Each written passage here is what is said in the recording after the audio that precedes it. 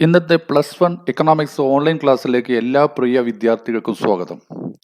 ഇന്ന് നമ്മൾ ചർച്ച ചെയ്യുന്നത് Indian economy 1950 to 1990, Indian economy 1950 മുതൽ 1990 വരെ എന്ന ചാപ്റ്ററിന്റെ രണ്ടാമത്തെ ഭാഗമാണ്. ഒന്നാമത്തെ ഭാഗം നിങ്ങൾ ഭംഗിയായിട്ട് കണ്ടിട്ടുണ്ടാവും, മനസ്സിലാക്കിയിട്ടുണ്ടാവും എന്ന് വിചാരിക്കുന്നു. നമുക്ക് പുതിയ ക്ലാസ്സിലേക്ക് പോകാം.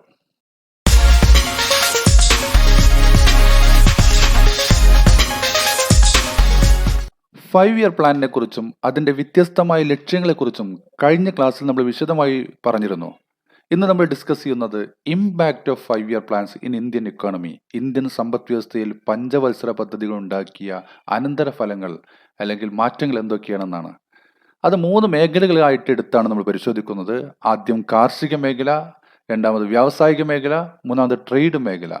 അഗ്രികൾച്ചർ, ഇൻഡസ്ട്രി, ട്രേഡ്, ഇങ്ങനെ 3 മേഖലകളായിട്ടെടുത്താണ് നമ്മൾ ഈ മാറ്റത്തെ അവലോകനം ചെയ്യുന്നത്, പരിശോധിക്കുന്നത്.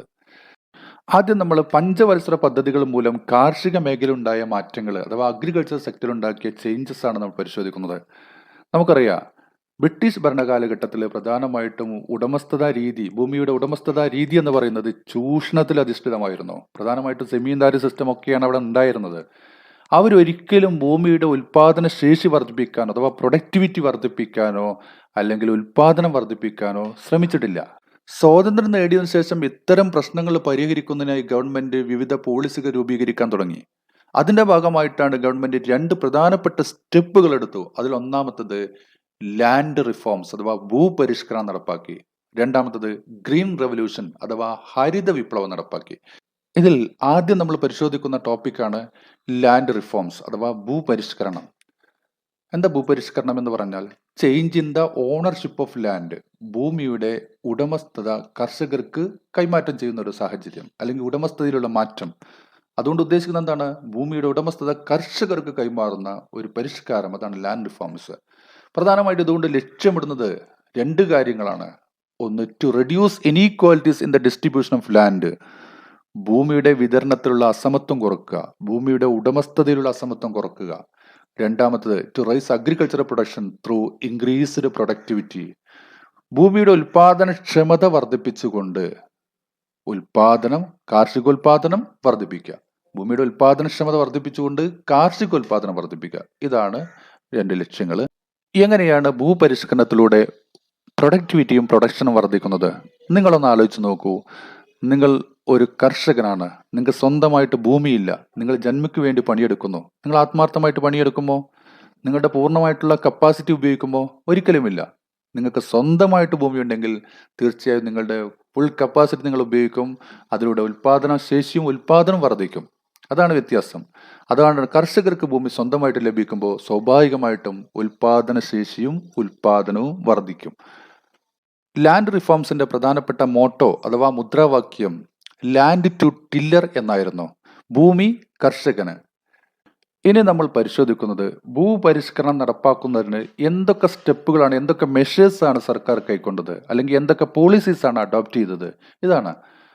അപ്പൊ അതിനകത്ത് ആദ്യമായിട്ട് ഗവൺമെന്റ് ചെയ്തത് അബോളിഷൻ ഓഫ് ഇന്റർമീഡിയറീസ് ലൈക്ക് ജമീന്ദാർസ്, ജമീന്ദാർമാരെ പോലെയുള്ള ഇടത്തട്ടുകാരെ, ചൂഷണക്കാരെ പൂർണ്ണമായിട്ട് ഒഴിവാക്കി എന്നുള്ളതാണ്. അങ്ങനെ ഒഴിവാക്കിയതിനു ശേഷം distribution of land among tillers, ഭൂമി കർഷകർക്ക് വിതരണം ചെയ്തു. Distribution of land among tillers, ഭൂമി കർഷകർക്ക് വിതരണം ചെയ്തു. അങ്ങനെ അതിനുശേഷം സീലിംഗ് ഓഫ് ലാൻഡ് ഹോൾഡിങ്സ്, അല്ലെ, കൈവശം വെക്കാവുന്ന, ഒരു വ്യക്തിക്ക് കൈവശം വെക്കാവുന്ന പരമാവധി ഭൂമിക്ക് പരിധി നിശ്ചയിച്ചു, അളവ് നിശ്ചയിച്ചു. അതിനപ്പുറത്തേക്ക് ആർക്കും കൈവശം വെക്കാൻ പാടില്ല എന്നുള്ള നിയമം വന്നു. ശേഷം redistribution of surplus land to landless, ഇങ്ങനെ പരിധി നിശ്ചയിച്ച ശേഷം അധികം വന്ന മിച്ച ഭൂമി പൂർണ്ണമായിട്ടും കർഷകർക്ക് അല്ലെങ്കിൽ ഭൂമി ഇല്ലാത്തവർക്ക് വിതരണം ചെയ്തു. ഇതാണ് ചെയ്തത്. അപ്പൊ ഈ പോയിന്റ്സുകൾ വളരെ പ്രധാനപ്പെട്ടതാണ്, അല്ലെ?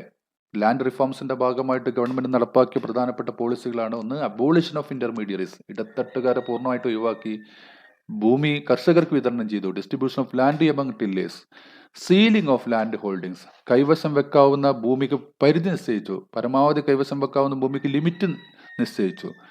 ശേഷം redistribution of surplus land to landless, അതിനുശേഷം മിച്ചം വന്ന ഭൂമി പൂർണ്ണമായിട്ടും ഭൂമി ഇല്ലാത്തവർക്ക്, ഭൂരഹിതർക്ക് വിതരണം ചെയ്തു എന്നുള്ളതാണ് ഇതിലെ ഒരു സ്റ്റെപ്പ് എന്ന് പറയുന്നത്.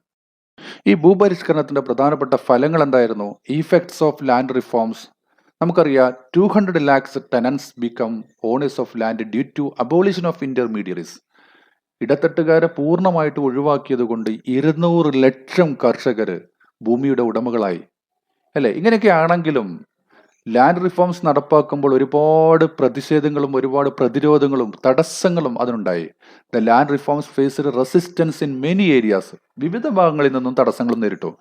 Some big landlords challenged the law in courts. വൻകിട ഭൂ ഉടമകള് ഈ നിയമത്തെ, ഭൂപരിഷ്കരണ നിയമത്തെ കോടതിയിൽ ചലഞ്ച് ചെയ്തു.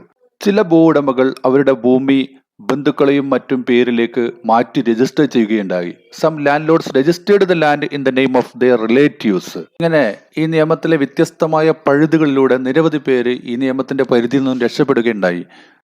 രാജ്യം നടപ്പാക്കിയ ഭൂപരിഷ്കരണ നിയമത്തിന്റെ ഒരു വിലയിരുത്തലിലേക്ക് വരുമ്പോൾ, land reforms successfully implemented States like Kerala and west Bengal. കേരളവും വെസ്റ്റ് ബംഗാളുമാണ് ഭൂപരിഷ്കരണ നിയമം വളരെ ഫലപ്രദമായി നടപ്പാക്കിയത്. ബാക്കിയുള്ള രാജ്യങ്ങളെല്ലാം ഭാഗികമായിട്ടോ പൂർണ്ണമായിട്ടോ പരാജയമായിരുന്നു. അതുമാത്രമല്ല, ഏറ്റവും ദരിദ്രരായ കർഷകർ, ഭൂമിയിൽ പണിയെടുക്കുന്ന ഏറ്റവും ദരിദ്രരായ കർഷകർക്ക് ശരിയായ രീതിയിൽ ഭൂമി ലഭിച്ചില്ല ഭൂപരിഷ്കരണം മൂലം. അത് വലിയൊരു പോരായ്മയാണ്, അല്ലേ? അതിൽ കൂടാതെ തന്നെ most of this agricultural labours belonged to SC and ST. ഇതില് ഈ ദരിദ്രരായ കർഷകരിൽ, ഭൂമി ലഭിക്കാത്ത കർഷകരിൽ ഭൂരിഭാഗവും പട്ടികജാതി പട്ടികവർഗ വിഭാഗത്തിൽപ്പെട്ടവരായിരുന്നു, അഥവാ സാമൂഹികമായിട്ട് പിന്നോക്കം നിൽക്കുന്ന വിഭാഗത്തിൽപ്പെട്ടവരായിരുന്നു. ഇപ്പോൾ നമ്മൾ ഭൂപരിഷ്കരണം എന്താണെന്നും അതിനുവേണ്ടി എടുത്ത സ്റ്റെപ്പുകൾ എന്താണെന്നും അതിന്റെ പ്രധാനപ്പെട്ട റിസൾട്ട് എന്തൊക്കെയാണെന്നും വളരെ വ്യക്തമായിട്ട് മനസ്സിലാക്കി. 2 ദിവസത്തിനകം അടുത്ത ക്ലാസ്സുമായിട്ട് നമുക്ക് വീണ്ടും കാണാം. എല്ലാവർക്കും നന്ദി. Thank you.